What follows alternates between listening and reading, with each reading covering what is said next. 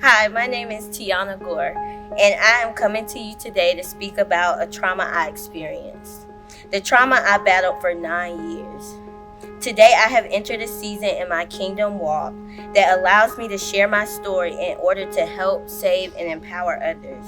I am not seeking attention, pity, or sympathy from anyone, as I have been forgiven by the one and only who matters, and that is God. We have processed, dealt, and allowed myself to heal from this encounter through His love, protection, and guidance. I have been made new through the Word of God, the journey, and the decision to give my life to Christ. My assignment in this season is being obedient to God with a goal in place of making my mark on this world by speaking my truth. I have a voice, and now it is time to use it. So let's dive in. Hello, you're about to experience a great conversation between family and close friends about traumatic healing revealed. The story you're about to hear has some very sensitive content. We strongly suggest that the viewers of this content would be over the age of 16. Campus assault is the sexual assault including rape of a student while attending an institution of higher learning such as college or university. The victim of such assaults are more frequently female, but any gender can be victimized. We generally find that somewhere between 19 and 27% of college women and 6 through 8% of college men are sexually assaulted during their time of college. 1 in 5 women and 1 in 16 men are sexually assaulted while on campus. More than 90% of sexual assault victims on college campuses do not even report the assault. Some legal experts have raised concerns about the risk of abuse against the accused. In response to the charges that schools have poorly supported women who have complained of sexual assault, and in 2011, the United States Department of Education issued a Dear Colleague letter to universities, advising academic institutions on various methods intended to reduce incidents of sexual assault on campuses. You're about to hear an amazing conversation about how this young lady overcame such trauma and her experiences while on a university campus. This young lady is an example of one who has conquered the fear of silence and is determined to liberate other young individuals to be silent no more and proclaim that it is time for healing from your traumatic experience. And this we call Traumatic Healing Revealed.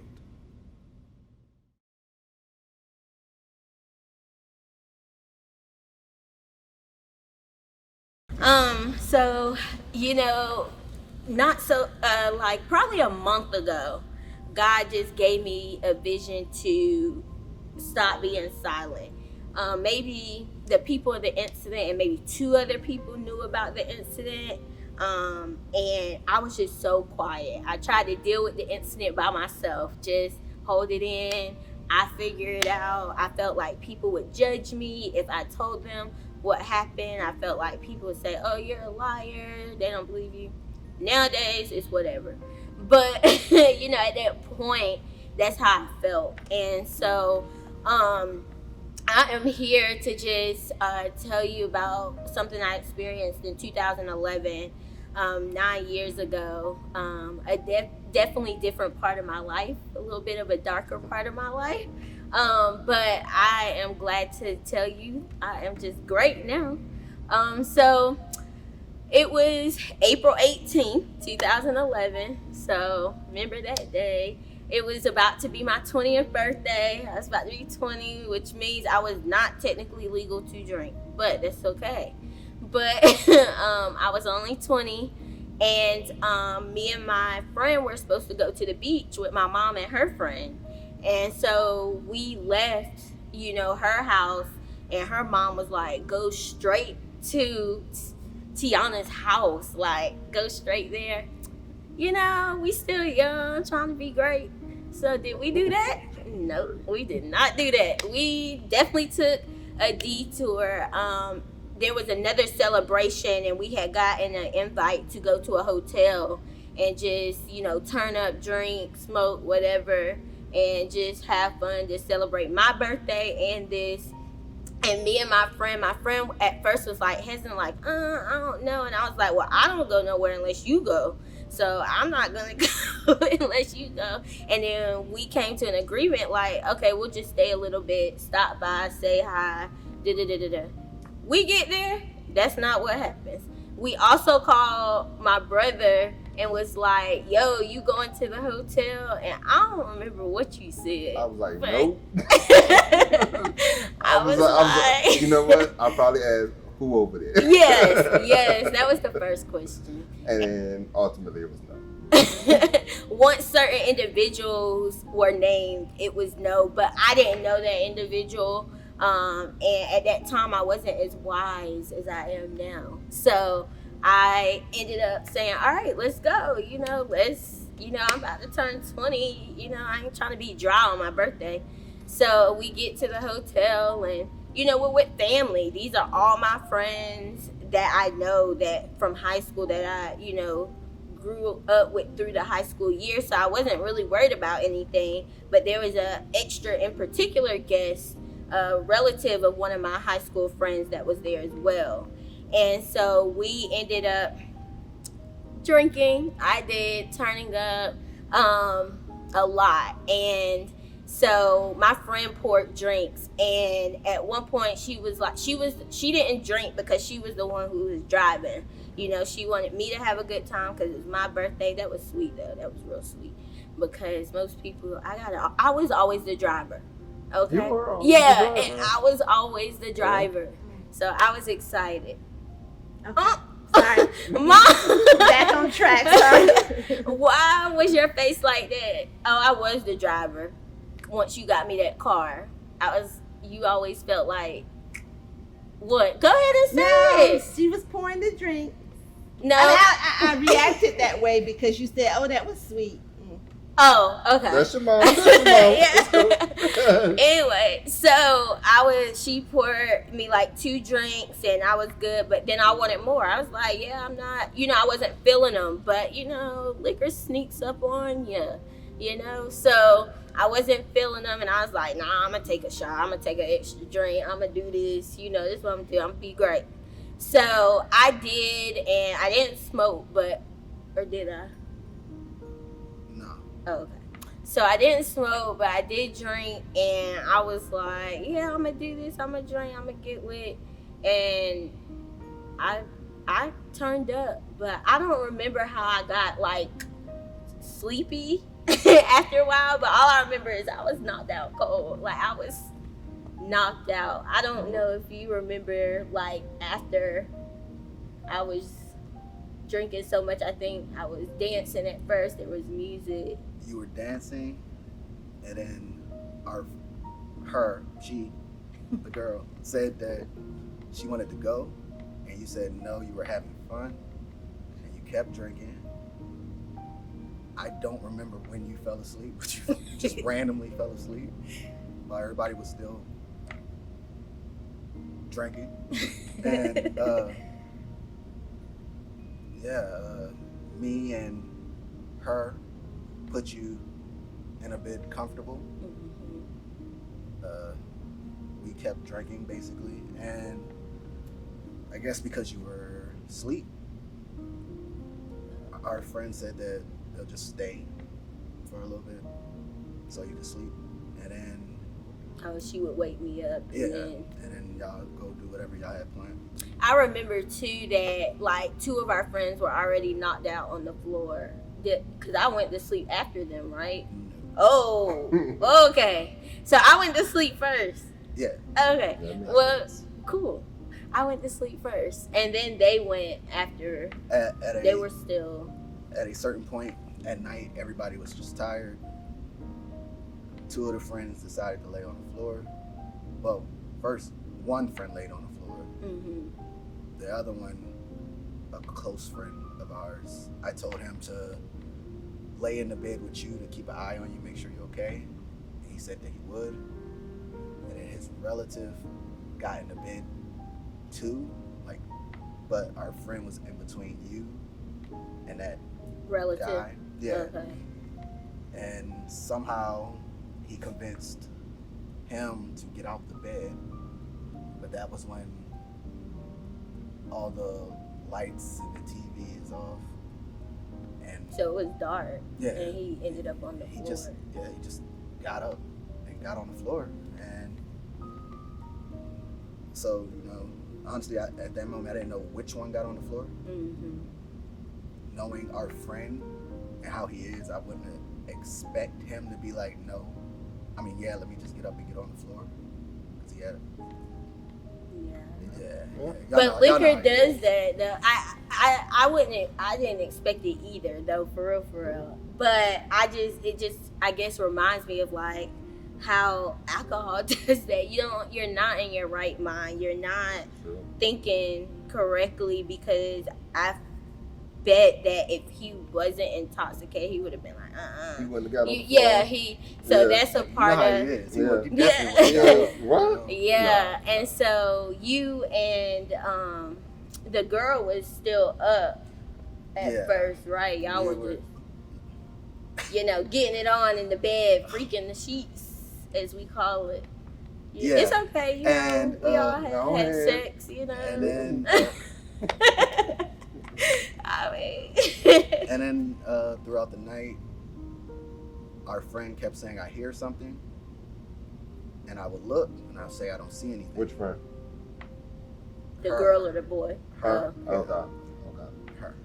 But I would say, I don't see anything. And then the last time she said it, she said, if you don't do something, I'm going to cry. And I looked over and I saw a shadow where Teyonna was laying. And I tried to hop up and she said, no, don't do anything. Don't do anything stupid. Something about going to jail, basically. So what did you see when you looked up? A shadow over top of Teyonna. Like laying? Like, yeah. And I instantly got mad, but she said it's not a good idea, don't do it. So I got up and I turned on the light. And when I turned on the light, you see him like trying to fix his pants. And he said, what's up? What's wrong? The girl. There's no The way to girl tell the was story without pulling getting on mad, you. bro. I'm like getting mad. But that girl was pulling on she your was shirt. Got pulling you. on my shirt. And like basically me and him are just staring each other down. He knew that I knew that there was a problem, And then at that moment, our other two friends jump up. The two on the floor. Yeah, the two on the floor jump up. And they're like, what's wrong? What's wrong? She said, nothing, don't worry about it. She pulls me back down onto the bed. No, first, I grabbed Teyonna and put her on our bed. And then I cut the light off. And once we knew everybody went to sleep, me and her went over by the bathroom. And I'm asking her to let me do something. And she said, no, it's my best friend. I will tell her. I'm like, well, she needs to know now. And she kept saying, no, that's my best friend. I know her more than anybody. She'll be fine. And at that moment, Teyonna woke up to use the bathroom. And like, me and her were just standing there in shock. And when she get out the bathroom, I said, hey, are you good? And she said, yeah, my... Vagina. I hate that word. She said, yeah, my vagina hurts. And I look at her, not Teyonna. Teyonna went to go lay back down. I looked at her, The girl you was with. the girl I was with, and at this point I'm spazzing, because I'm like, we need to do something. And she's like, no, just wait till tomorrow. I'll tell her tomorrow. I do remember you being mad. I was still intoxicated, but I had woke up to pee, and the fire, the blood boiling. But she did kept saying it, like, no, because at that time, I don't think any of us, even myself, was like, we was all technically thinking of ourselves because we were all underage. And so being underage and having to take that to court and take that and come out with that, I think we were all, being selfish and was like, well, first, I didn't know what was going on yet. So, but being selfish and like, okay, I can't go to jail. And instead of looking at the bigger picture of, doing it. So I felt like, even in that instance with her, like, it didn't matter what was going to happen. If Rails wanted to fight him, let him fight him. You know what I'm saying? So at that moment, that's kind of, how I felt when I first kind of heard this story, like, why you stop him? And that everybody didn't really care. Like, so you were worried about going to jail because you were drinking, but there's somebody that is probably not going to go to jail at all for sexually assaulting me, for kind of taking advantage at a weak moment where I couldn't even defend myself. But the crazy thing too is she was uncomfortable with that same dude at the party, and went to Rails and said, yo, I'm uncomfortable, he's making me feel uncomfortable. And from the story, of me being out cold, of course around people I trusted, but the fact of, yes, that was great that my friend did get in the bed to protect me, but why wasn't he next to me? Why was the dude still in the middle of us too? So I just felt like a lot of things were set up not in my best interest or to protect me. But for a long time, I kind of like blamed myself, like, this is why I always got to look out for myself. I shouldn't have even drank. I shouldn't have even, went to the party. I shouldn't have did this. I shouldn't have did this. This is my fault. And they have every right to not have done anything. It was just so much blame that I put on myself through the process, because I felt like, when you're in that incident, sometimes you freeze. But I felt like if I didn't do what I did, I wouldn't have put my friends in that incident. But at the same time, I had to remember, it doesn't matter what you do or what happens. Nobody deserves to be assaulted or raped or attacked. So at the same time, God was there. I will say that. Yourself for his actions. I couldn't. At the end of the day, I could only, take responsibility, not blame myself, but take responsibility for drinking before 21 or getting, too intoxicated. But it still didn't give me a reason to go through what I went through. So yeah, it really hit home when the story kind of was told to me, because I couldn't even remember, and I was so frustrated that I didn't feel anything or I couldn't remember, but that I woke up in pain. So when you woke up, what was your take on it? When I first woke up I didn't really feel anything. It was kind of when I went to the bathroom and peed is when it really hurt, and it was like some pressure. And I wasn't a virgin, but at the same time, I hadn't had sex in a good minute. So it felt you like knew something. Did you know something had happened? No, I just felt like, I don't know, I felt like something. It wasn't liquor. Liquor doesn't make. At first I thought it was like a yeast infection or something. Some kind of infection may have happened, or something that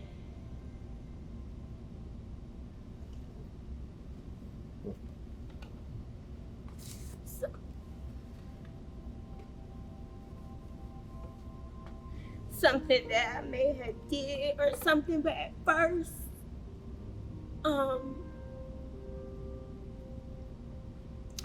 I don't know. I just felt like it was pain, but because I wasn't a virgin, I kind of felt like I knew it was sex pain, because when you have sex, and depending on the size of the penis or penetration or just the stroke game and all that, you can be sore, and that's kind of what it felt like. But I just didn't have information.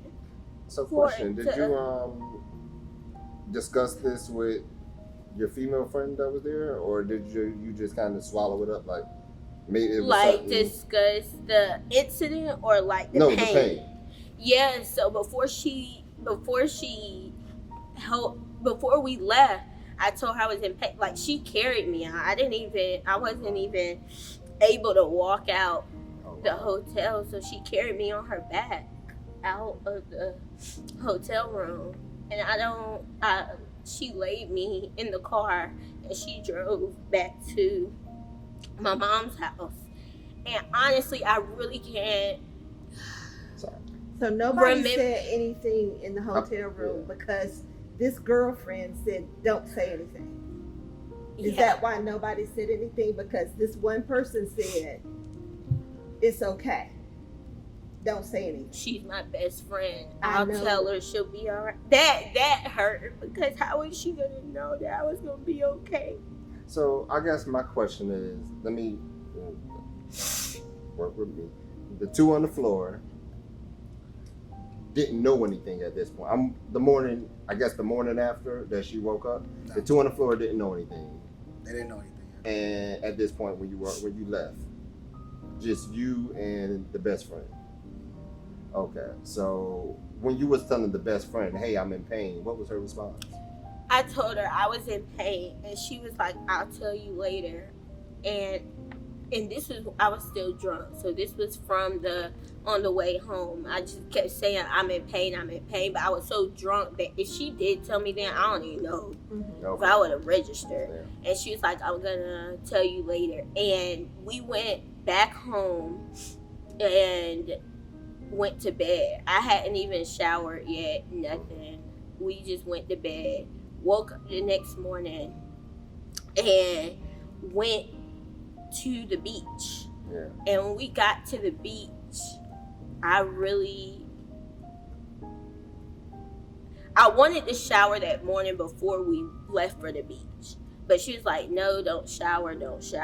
I was like, cool. Don't know why, but cool. So she kind of explained it like, we're going to go to the beach, get all sweaty in the sand, so then just shower then instead of... Didn't make any sense. But at this point, it didn't make sense. Then I was still hungover. So then we left for the beach. And when we went to the beach, we did go on the beach. We swam everything. Or you did? We did. Yeah. And I just kept telling her I was in pain. And because the pain didn't go away. And it was more so like it wasn't the same as a sexual pain, because when you're having sex, your legs are open. It was more like I feel like it's different. I guess now that I know, it was more forced. It was kind of a pain of a tear or something down there. And so we went to the beach and everything, and I wanted to shower. I was like, I got sand everywhere, and places sand should not be. And she was like, you cannot shower. That's all she kept saying. She didn't really tell me why. And then we were both in the bathroom, and she told me why. And I think she was telling me, she wasn't very sure in the story. She was just like, the dude was on top of you, and when the lights turned on, like, he put his stuff back in his pants and whatnot. And so I was like, I did ask her, like, did he, how far did he go in me? Did he, keep, like, how far? And she said it was so dark that they really could not see. They couldn't really see what, strongly happened.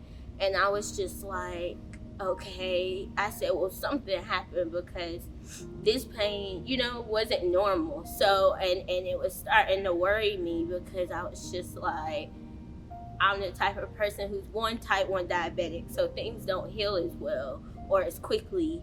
But 2, I was also just like, what is wrong with me? Like, did something happen?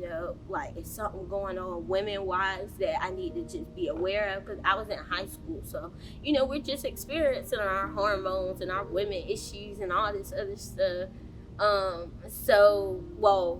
We were in college, yeah. But, I still wasn't very knowledgeable of, like, different things women could have or get.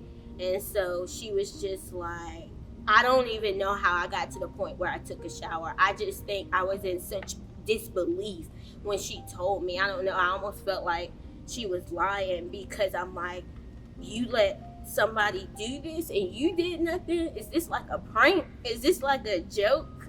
Are y'all playing with me? Because why would all this happen and this guy is not dead?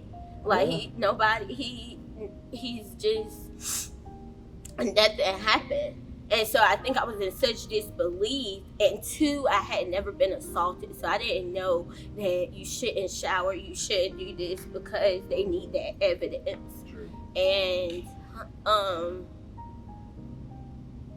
so I ended up showering because I felt so gross at the beach. I felt so gross, and so I ended up showering. She let me shower. Said okay. Still at this point, my mom did not know. So I knew. You're with your mom at the beach. Mm-hmm. With my mom at the beach, she did not know, and I acted like nothing happened. I acted like she didn't tell me. I acted like, okay. And I don't think I processed it. I really think I put everything back in my brain. I didn't like rethink about it at all or anything. I just was like, I don't think it got real till after the beach in my mind, when we came back from the beach. And that part is like a blur to me. Like, when we came back so she had told me I was already vaguely aware. And I think I wanted to tell my mom, but I think because of the details and that everything was just so cloudy and just how to handle it, she told me not to. And she just, not in a bad, I wouldn't say it in a bad way. I just think she was trying to protect the situation because she didn't want to go, I guess, to my mom with half a story. I don't know. I just remember her saying, wait, because she could tell I was just so fragile. I was like, is this true? Like, is this not true? It's something like when somebody tells you that type of news, but you were so unaware that you can't even say, I remember that, because you don't even remember anything. I do remember, I remember when I came into the story, you guys were coming back from the beach. I don't think you quite made it back yet, but I know you weren't far out. And I got a call from Terrell. And Terrell was like, hey man, we gotta talk to you about something. We need you to come over one of our friends' house who was asleep on the floor. And I was like, for what? Y'all know me, I did not move quick. When y'all told me, like, hey, come over here, I was like, nah. Yeah, that sounds just like ain't no telling what y'all want. So I was like, and he's like, no, seriously, we gotta talk, like, come over, like, it's important. And I heard something in his voice, and I was like, okay, let me go. But then, I don't know if I hung up the phone with him or, no, as a matter of fact, I hung up, and I got a call from the friend that was with you, and y'all in the car, and she told me like, hey, Terrell just called me, you need to go over there, we gonna meet you there, we need to talk to you about something, and it's real important. So I was like, okay, something ain't right, because she calling me, telling me to go here, he calling me, telling me to go here. All right, let me go there. I went over there, and y'all weren't there yet. You and her, they were there, and they were filling me in the whole night. The dude at this point, the abuser, I don't know where he was at this point, but they said he was still around because he knew what he did. but I ain't. But he wasn't there when yeah, y'all. Yeah, of course not. He wasn't gonna be there. When they told me, I remember I was pissed. I was pissed, and I'm a born cusser. I like to say so. It ain't go nicely. You cuss me clean. I know, and before I say why I cussed you out, let me say what I thought before that. The reason that pissed me off so much is that these were my friends through high school. We all relocated pretty much into from different parts and came together as a family. As like we had our own crew. It was crew, and it's like, yo, y'all let this happen, and like and that's how I feel. Like, like y'all like what? The like, two people who always wanted to fight, who always was acting like they was so hard, and was like, "Yo, we gonna meet here and fight." Let's keep it real. Let's keep it 100. Like, So we had two friends. One, this dude, and I say this when I met him, and it's funny because when I met him, I ain't gonna say his name, but when I met him, he had a machete in his pocket. So I'm sitting here like, you were there that night, and he was one of the ones on the floor. That's how I met him, with a machete in his pocket. And then it was Terrell, and Terrell was the he was the little thug at the time. Let's keep it real. Like he was down for anything. So I'm sitting here like, wait a minute, both of y'all were there that night, and nobody did nothing. And I get it. So when he told me he was sleep on the floor and everything, okay, I get it. Y'all were drinking, probably high, whatever, but you sleep, all right. But you woke up. Huh? That wasn't even my focus at the time. My focus was everything went towards Terrell because I was like, yo, you saw this, or you saw what you think would have. I remember you kept saying you allowed the girl. Sorry, a little tension came out there. But you allowed this girl to keep you from hitting this dude. Because I'm like, if ever, and I'm gonna keep it in my head, if ever you had a time to fight, that was it. So I'm like, yo, what? Like I mean, I wouldn't. I think I got in your face. I think I was physically I was heated because I'm like, yo, what? And he didn't know how much. I don't think he knew how much she had told you at that point. So he told me, he was like, yeah, and she doesn't know.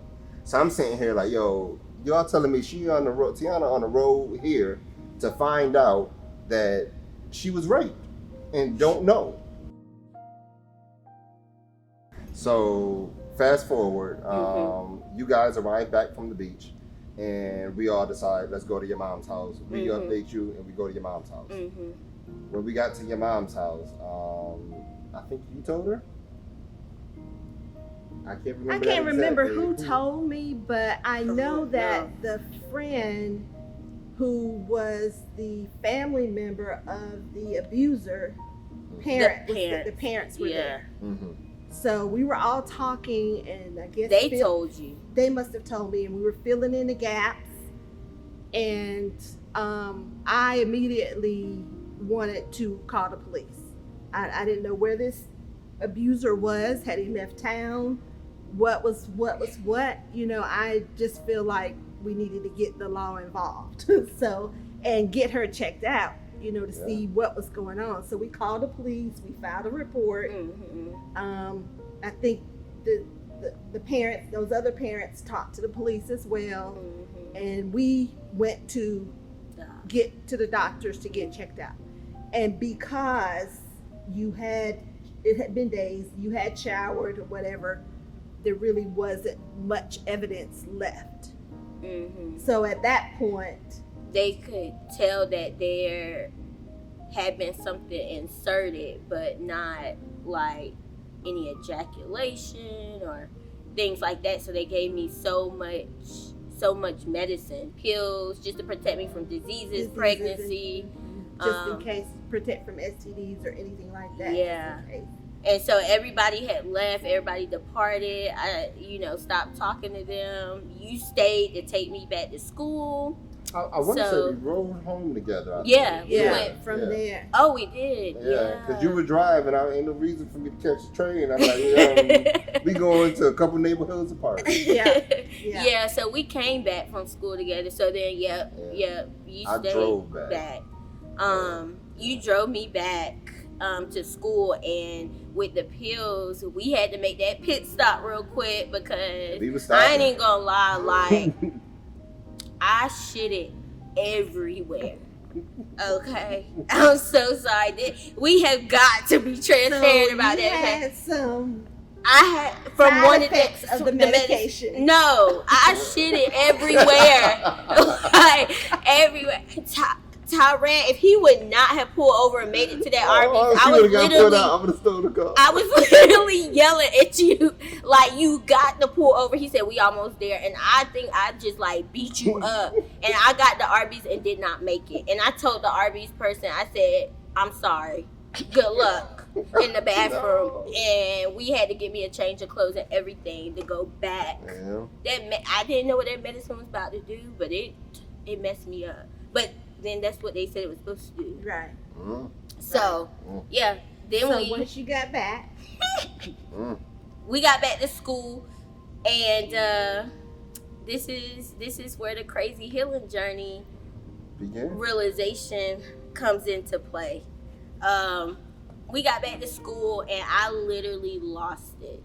I lost who I was. I didn't have a chance to kind of process everything. So I was angry, and I was cussing and fighting everybody that walked my path, that, you know, just crossed me the wrong way, messing, you know, having sex and thinking that, you know, that's just gonna make me feel appreciated and worthy, because I felt like I wasn't worthy for something to happen, for somebody to take advantage of me. Why? What's up? Like, why am I worthy? Why do I deserve to have standards? You know? So I got in fights, especially with other dudes' girlfriends, which was really bad. I went through a really, really troubling time. Alcohol was a almost every other day thing, to just suppress the pain, because I went back to school, and at first I didn't tell anybody. It was just me and Tyran that knew, and he couldn't always be with me every step of the way, and so ended up telling Your college my friends. college friend and my teammate, and of course they didn't know what to do. But my college friend, she tried to help me out and just be around me, be positive, but we was always drinking again, and I really lost myself in just the alcohol, which is not always the best for like diabetics anyway. But just in the alcohol, getting drunk, having sex, you know, fighting, and you were at home and you didn't even know half of this. I didn't know a lot of that. Yeah. But yeah. We would talk every day, but I would talk like I was good because my mom, you know, was built like that. I never knew if she was having issues or if she was suffering. It just has how I was built, to not talk about my problems, to just hide them, but deal with them which was a toxic way at the time. So as my god brother, you saw me spiraling. Man. So we would drink together at school. We both in college, and at this time I'm of age, you're not. But we would still drink together. So you and your college friend would come over to my room and everything. Mm-hmm. And she would tell me up front in little conversation, she's like, I don't know how to tell you this, but she doing X, Y, Z, and I don't know what to say. Like, that's not. And I'm like, I'm gonna talk to her. So I talked to her, but I remember one time she brought you by the room. We drinking, whatever, in my dorm or whatever, me, my roommate, and you tripping. That's I see it. She started tripping. I had one rule, and a lot of people know, if we chilling in my room, cool, just don't get on my bed. And Teyonna drinking, and I'm about to go to sleep. Not here, you not? And I'm like, no, you about to go to your dorm and go to sleep. And she literally started swinging. I mean, it ain't play swinging. She was trying to take my head off. And I was like, yo, this ain't gonna happen. I think I put you in the hold, and we took you across campus. And she cussing me out the whole time, which, it ain't the first time she don't cuss me out. I'm just like, add it to the bucket. We got you there, and once you was there, I think it was like the next day or something. You had sobered up the next day, and I think I met you in the cab, and I don't even think I think I just pulled you to the side, like, yo, like this ain't what we about to do. I'm just like, yo, this ain't, I went to high school with you, this ain't who you are, this ain't what we about to do. And I was like, I told her up front, I was like, I was kind of arrogant at the time, and they know, and I was like, hey, if you, friends of mine, I ain't got no whole friends. And I told you, I was blunt with it, and I was like, so you can do what you gonna do, but you're not gonna do that, because this ain't who the person I met. And I was like, and I told you, I was like, oh, we got a counselor here at our school. He was cool, I had been to him and everything. I was like, yo, I think I told you got like 2 days. And she's like, I ain't going to no counselor, ain't nothing wrong with me. And I was like, yo, Teyonna, I'm not playing with you. You can go to the counselor, or I can take you to the counselor. And if I take you to, y'all know how I talk, how I was. If I take you to the counselor, I promise you ain't gonna like it. But ultimately, you're going to the counselor. So I let her think about it. I think I let the day go by. She ain't do it. I'm just like, and I think I saw you in like the cafeteria, and I said something like 12 hours. You know what I mean? I was like, something smart. And I'm like, yo, like, all right. So she probably went. Trying to dodge you. You probably was. But, So did you go? You didn't go? No, he took me. I took her. Oh, okay. I was not going to counseling. I was just like, I thought everything was wrong with everybody else. I was fine. Everybody else was the problem. Mm-hmm. And yeah, he said, we're going to counseling. And I know the counselor, the first time he probably met me, was like, I do not like this girl. Because I was just like, I don't want to be here. I'm just here because he made me be here. Mm-hmm. And it took a while for me to warm up. But at the same time, the counselor really helped me open up and see that this is how you're going to have to start healing. Like, are you going to want to, like, live your life like this forever and ever? Because counselors ask those questions. They ask those questions that really make you think. But more so, like my god brother, literally, that is a friend to literally take you to counseling. Physically. Take you across campus. to counseling. So I'm actually 5'0", but literally take me. And so the therapist, I went twice a week, at least twice a week, and that was the only situation we talked about. And because being a college student, you're already stressed out, you're already trying to adapt or being an adult on your own, it was just already hard. But that was the main thing that I needed to focus on. And so my sophomore year, I pledged in a sorority, and one of my line sisters was heavy at Elevation Church. So I ended up starting to go there in Charlotte.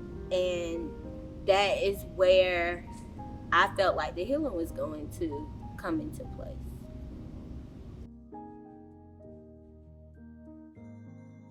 So I started volunteering a lot of E-Kids at Elevation. We would always go together, built my faith, continue. I went to counseling the rest of the time in college. I never missed a session. It did not fail. I would just go on there to just be talking on his couch. Like, I felt like he was the only friend I had, especially after Tyran graduated.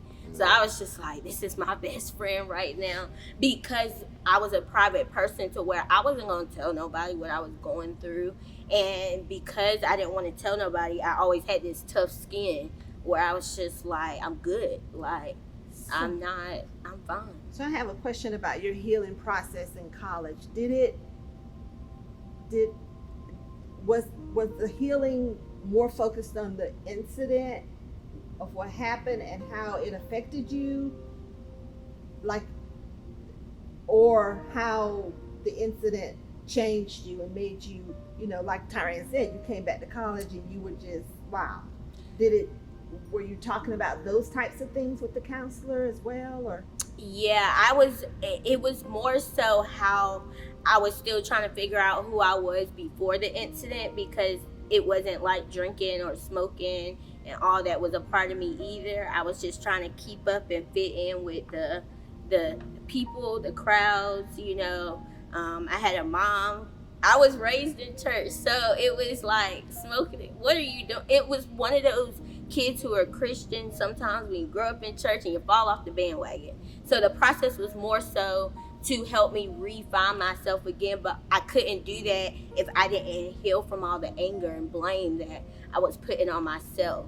And that was the issue of why I couldn't even start to heal or forgive, because I couldn't even forgive myself. I felt like the whole incident was because of Teyonna, and because Teyonna could not do anything. Teyonna put herself in that situation.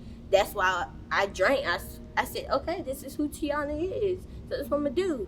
And the counselor had to really reel me back into, you know, this is not who you are, and just talking through my issues. But what Elevation did is kind of gave me a place, just watching these people get baptized, start over, just learn what God said forgiveness was, that he forgives you all the time, no matter what you do. And until you can forgive yourself, you can't move on and forgive other people, and stop blaming yourself when God has already forgive you, probably the second after the incident, you know. So it really made me start studying the word and just being involved in my church, and that saved my life, because I was always in church. Elevation had a Saturday and a Sunday service, so I didn't have to be out drinking and turning up at the parties anymore, because I had to be at church.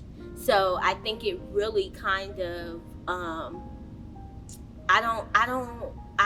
I think physically and mentally I was exhausted, and that's what made the change. Because some people will say, come to church with me, or, you know, let's go to counseling, let's do this, but I was so exhausted at that point that I was willing to do anything.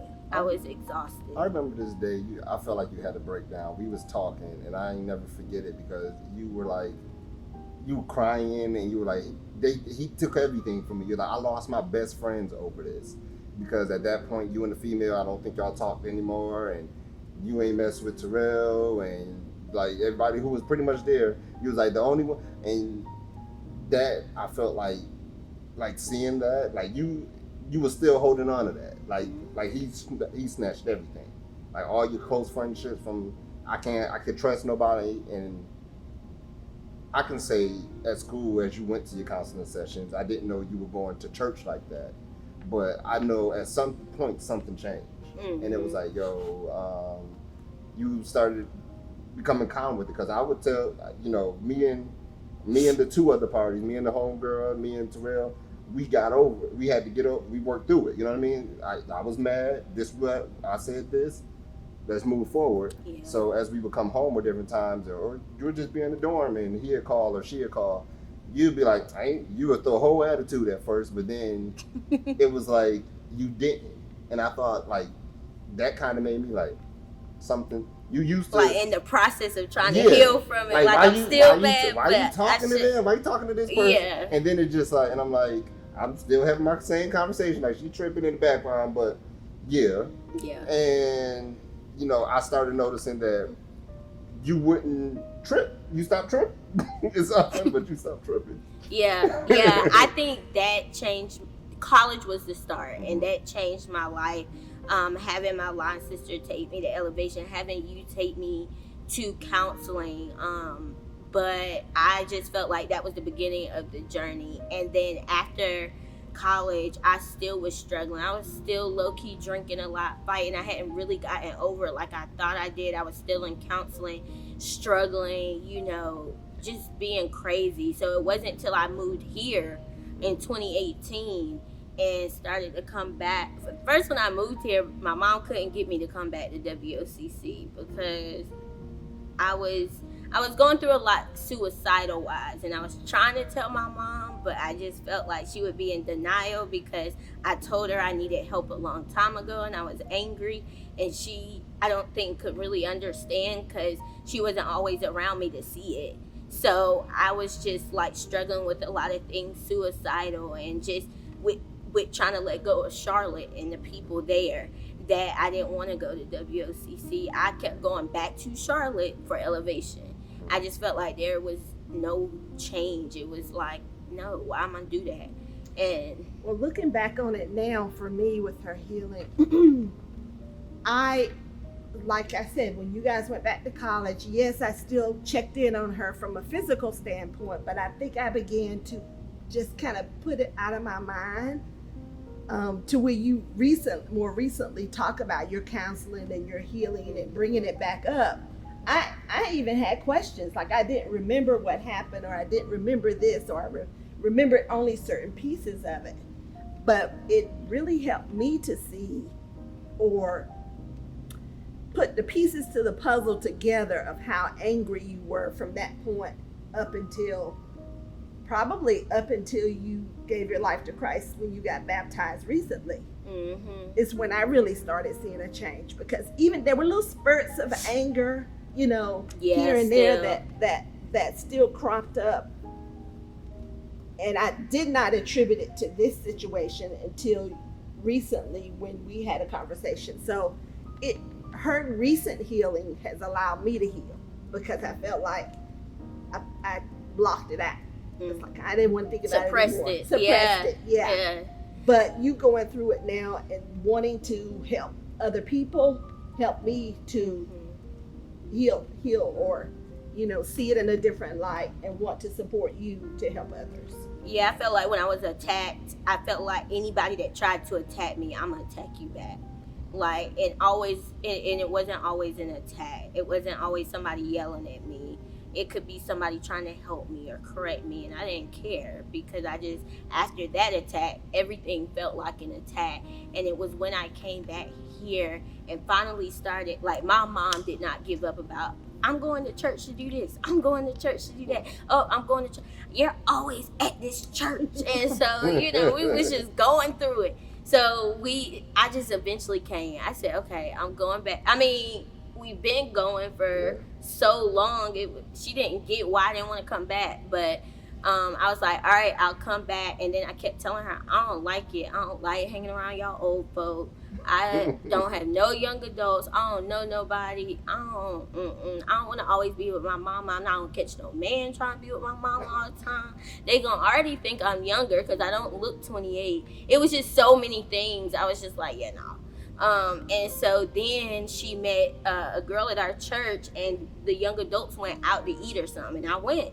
And so that was the first part of it, of meeting the young adults and just trying to get in the presence of God and meeting people that were different than me, but people that I wanted to be like in a good way. I wanted to have that relationship with God. I wanted to be happy. They always seem happy, like that. I wanted to be happy, and I didn't want to feel alone or anything, and that's what I was feeling. So just kind of joining the young adult ministry here was awesome, because Elevation definitely doesn't have that, because all of them are young adults. So just having our own ministry and then getting involved in so many little, like, teams at the church, old kids and all that, it was helping me heal, just being around that environment. And then I had to get equipped with, okay, I'm changing, and now the people I used to hang with, I can't always hang with the same people. I can't continue to do the same things, and people are judging me, but I got to be okay with that. So that was a whole nother self-esteem journey. It's funny you say that, because I remember seeing a difference in you when I stay in Charlotte, as you know, and I came up here to visit, and me and my mom and my family came to church. And I ran into you, and we ended up coming to World Overcomers, and I ran into you in, not the sanctuary, but right outside the sanctuary. Yeah. Like where you checking the kids and everything. Yeah. And I saw both of you guys. Mm-hmm. And I knew you were going to church, but I didn't know where. Yeah. And when I say, I was like, what? And you were just this, we talked, it ain't like we ever stopped talking, but it was like, you were so much lighter. Like, just like freer, and and hey, y'all should come back, and And I was like, well, I was like, look at it. Because on the way, I told my mom, I was like, I'm proud of Teyonna. It was a long journey, man. Yeah. It was a long journey, but you know, it made me realize community is important, and I think that's what I needed, but the right community. And now I'm at a point where I can be who I am, and I'm so strong with, you know, my identity in Christ that I can be around y'all. You smoke, you drink, I don't care. But that's not me. That's not my identity. But I don't judge you for who you are. You continue to be who you are. I just, you know, love you because you're my friend. And, you know, we do have a relationship. But I still have, you know, that identity in Christ to where it doesn't change me. It doesn't, you know, influence me to do or be something else. And, you know, being judged that way, you know. I know I see it as something that really, even to this day, I take to heart, was when I saw you rebuilding a relationship with both Terrell and the best friend, because I knew the history. You get what I'm saying? Yeah. And I don't know, I remember this conversation where you were just like, I don't want to think about what happened in the past. I just want to move on from the day. And when she was talking to you, and I was just like, to me, I don't think I could have done that had I been in your shoes. And I was just like, wow. And it made me honestly go like, I don't know what that is, but I want that because I don't know. I was just like, wow, like that. That's God. I mean, I just look at that and I'm just like, yeah. I get That's it all work. the time. People are like, I don't know. People who do know the story a little bit of the history, they're like, I can't believe you can, you know, do this recording. I can't believe you can do any of this. And I say to them, I know it's hard to believe, but, you know, that's a part of faith. You know, it's something you don't see, you just believe. You know, like I didn't necessarily see this. It's just one day God was like, this is what I need you to do. And I was like, all right. And I hit him up, called y'all.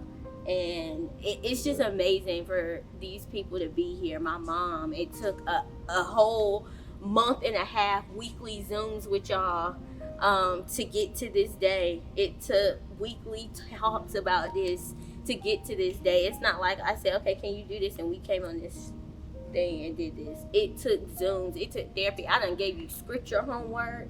I done said, read this. I done said, we're going to pray. Everything. You know, I was using, that was the counselor. Like, you guys just being here and allowing me and helping me to just, you know, finally tell this story to help others is just a big thing, you know. So and that's the start to your healing journey. For you to be here and talk about a situation that you felt so heavy on, that's healing right there. That's just a start of forgiving yourself, because you're like, oh my God, she's talking to me. After 9 years, she's talking to me. You know, you're gonna definitely get there. We're all in a different place, but this is a huge start for you, like, because you're the only one who showed up. Yeah, I'm shooting shots, but yes, and that's big. So, you know, that's the step to take, you know. And I remember you texting me saying, you know, I got a Bible, I got this, and you know, it's like, I've been reading this scripture, I saw your Bible, and you were highlighting in it, and just, you know, studying the word. Like, Terrell, I thought you was gonna be in jail. From 9 years ago, I'm still shocked. I thought you was gonna be in jail, but you made it. You here. You're changing. So this whole journey has changed a lot of us. Like, Tyran, you the same to me, but you was always extremely mature for your age, and it's always one that's needed in the crew. And not only is it a testament of community, you know, you guys working through this and healing through this as a group, but it's also about forgiveness. Mm-hmm. Not even just you, but the other girl. Forgiving yourself too. Forgiving yourself and others and the person. And just even being able to share this with somebody who may not be at that point where they're ready to forgive, just really helping them to see that, it's a weight lifted once you do it, once you're able to forgive. I just want to say that it's a journey, it's a process. It's not going to happen in an hour. It's not going to happen overnight, which is what I expected it to do. But it's going to take time. But you have to put in the work. And if you put in the work for whatever you're going through, then you can definitely heal. But you have to first forgive yourself. Because if you've ever been through anything that I've been through like this, it's not your fault, regardless of what you did or what decisions you made. And you have to realize that. And then at your own time, seek a relationship with God. God helped me bring me even further. And so it took 9 years, y'all. 9 years of losing friends, losing people, losing loved ones. 9 years of anger. You know how much energy that is? That is a lot. And so if it takes you 9, if it takes you 15, if it takes you 30, it doesn't even matter. As long as you get to the point where you want to be, and that's freedom. So like today I can speak on being free. I have nothing against any of these people that were involved. I can sit here and talk to the rapists. Unfortunately, we aren't able to do that, but I could, and that's just the journey. And yeah, see, everybody's on a different level, but that I respect it, but I just seen what God has done through me through these years, because I never thought I would get to this point, but I did.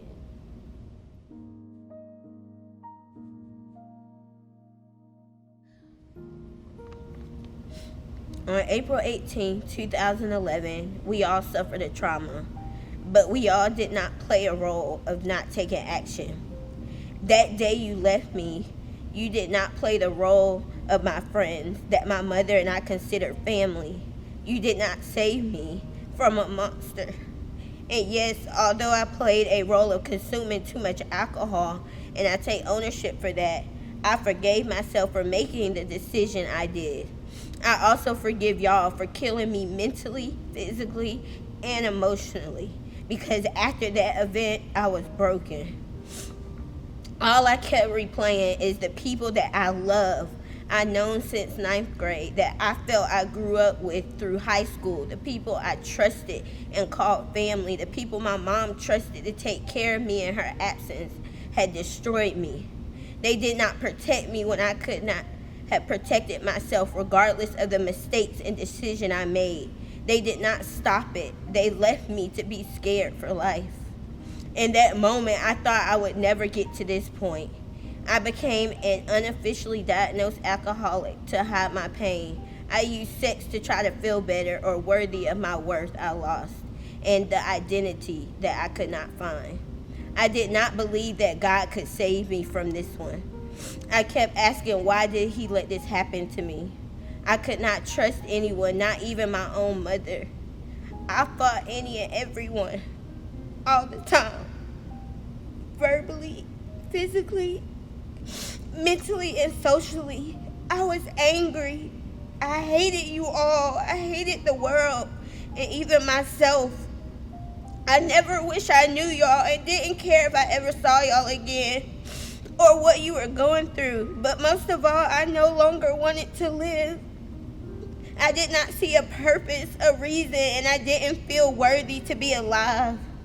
But no matter if I believed or y'all believed in him or not, at that moment, God, whether I knew him or not, my Jehovah Jireh, my provider, my Jehovah Shalom, my Prince of Peace, my Jehovah Rapha, my healer, came in and saved dear old me, the sinner who made a mistake. My Alpha and my Omega was there at the beginning and the end, and still here now at the end. God chose me and pulled me out that grave I put myself in. Then, now, today, I choose me. I choose to fight. I choose to forgive. I choose to tell this story, my story, with you all, so we can save others. I refuse to be anything but God's girl. Not only the title God gave me, but the title my friend reminded me of through her organization. No matter what y'all did, said, or did not say, or thought, I have been saved. I'm healed, and I found the power and strength God gave me all along. And I forgave every single one of you all fully with my heart and soul. During this journey, I found grace and mercy for all of you. And someone once told me that you have to forgive not only for them, but for you.